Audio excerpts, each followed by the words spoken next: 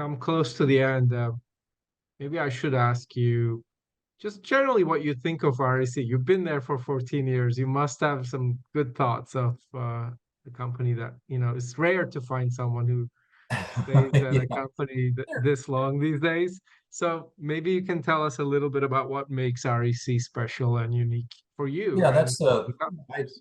I would appreciate that. Yeah, I like the idea to let you know a little bit about REC. So the interesting piece with REC is I mentioned earlier that they do have a very good strategic vision, and that's part of their Norwegian heritage. I've spent a lot of time in the Singapore fact. So we manufacture in Singapore.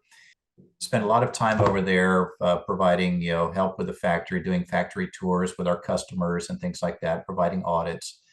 The team over there is very, very focused on quality. And that's one of the things that comes through in our product. I always, people say, well, you've got a great product, and but how do you prove that? Well, I'll tell you how we prove it. You go to look at our in-field failure rates, things like that, which are second to none. We've got an in-field failure rate of about 60 parts per million, which is about one module for every 15,000 is failing out in the field. But this all starts at the lowest level. So you can go into our factory. Everyone is just one of the reasons we're in Singapore is there is a fantastic workforce there that is very focused on quality and just doing their Singapore is interesting. The group there, they're kind of fatalist. They don't, everything has to be going wrong for them to feel good. And so they love to solve problems, always to make sure, and if it's going good, there's got to be something wrong. So it's pretty funny, but everyone really focuses on just making things a little bit better, a little bit better.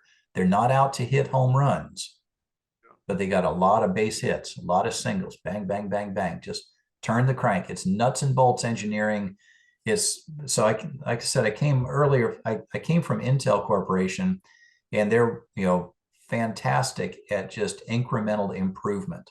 And that's what REC does. They're not looking for the white knight. They're not looking for the home run. It's just turn the crank, get it done, get it done. And it's really interesting because I was over there once. I was doing a factory audit with Clean Energy Associates.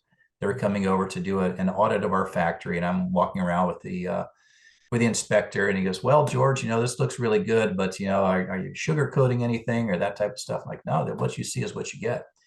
He goes, "Okay." He went to one of the technicians, and I can't remember what it was. I think it was solder temperature, solder gun temperature or something. He asked the technician, he goes, "Well, how do you know that solder gun temperature is correct?" And the guy was so excited. He's like, "Let me tell you." And he went right to the book. He went to the exact page in the book. Here's my calibration procedures.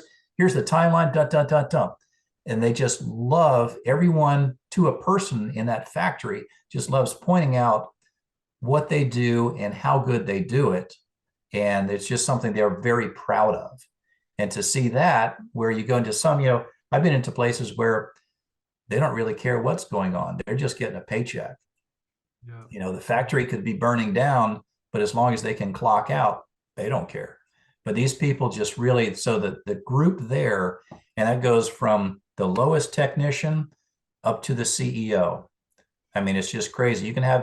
I've had some of the most interesting discussions we've had a handful of CEOs, but each one, you have these discussions like, wow, these guys really know what's going on. So he's not just about, we got to take care of our customers and our investors and our stock. It's like, no, he's very focused on what about this, the way this machine is set up. Are you sure this is the most optimal? So everyone there is very focused on putting a good product out. Now, the second piece of that is that we have grown this team in the U.S. So we grew it from, we came to the United States in 2008, and there was 4 of us here. Wow. I think we sold 64 megawatts, something like that, the very first year. And now 64 megawatts is, Tuesday for us. So, but we've got a very good team. It's a very high performance team. We're still a small team. We were, 15, 16 people up until, a year and a half ago. So, and we're selling, a gigawatt of product, which no one else is doing. But the only way that that happens if you're all high performers on that team, and it's a true team. So that's one of the things we've put together here at REC. We've got the right people, we got the right management, and the right product. And so that's what keeps me coming back. It's real easy to wake up in the morning and go out and support this product, because it's, great people to work with, great product, and there is altruism in this industry. I mean, we're doing a good thing.